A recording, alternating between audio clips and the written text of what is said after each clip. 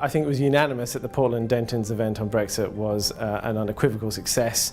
I learned a huge amount listening to the panellists, and in particular was fascinated with this idea that Brexit on the one hand has some almost insurmountable practical difficulties to be able to deliver in the time frame that's required, whilst at the same time there is an implacable political push to move towards triggering Article 50 and getting on with the business of Brexit.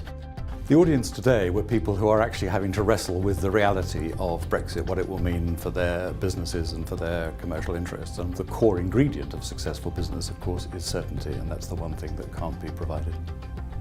I mean, I cannot remember a time, and I was in Brussels on Saturday, and I had a meeting with President Tusk, who's going around the European Union now, and I cannot remember a time when leaders in Europe felt more anxious about the future shape of the European Union. And the tragedy for me is that on the Brexit side here, we think this is a good thing. We somehow think that the collapse of the European Union would be to our advantage. The collapse of the European Union would lead us into a really politically dangerous, because it wouldn't collapse neatly, it would collapse in a mess, in a dangerous, anarchic political mess.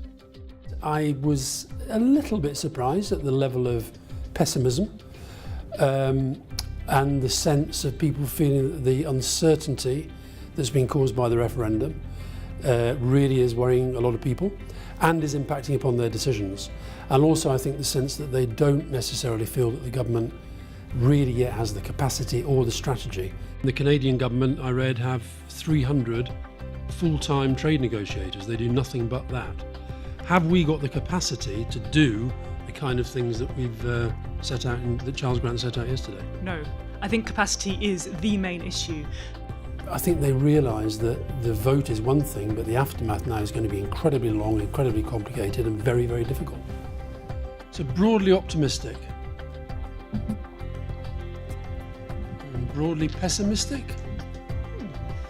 We had a large number of different types of questions. I was very taken by the breadth of issues that people wanted to discuss, ranging from politics to trade to economics.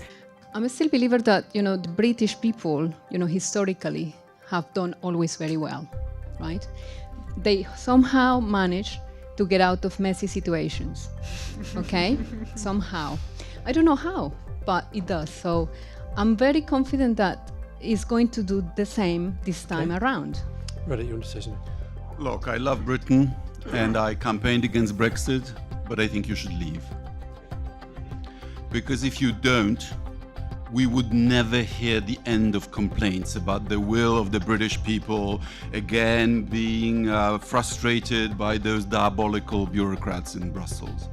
You should leave, and if you decide that for commercial reasons you need to stay in the single market, then the landing zone should be the European Economic Area.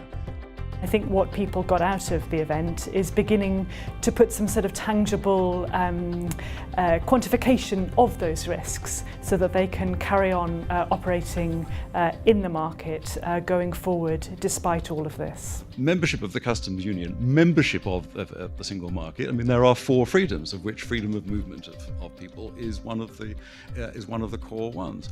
And unless the countries of the European Union decide that they want to make some moderation of those rules, that will be, and the chances again of 27 countries agreeing to do that, and that with the treaty change that they would have to make, look to me to be pretty slim. I think Scotland's still very, very volatile.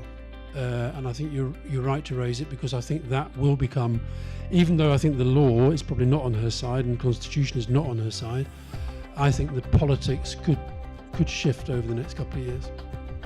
A lot of the people today took away what they can do to put themselves front and centre to government to help the UK government to be able to bridge that gap, whilst also understanding the politics of the continent and trying to manage and stay on top of all of those moving pieces rather than have those moving pieces roll over them.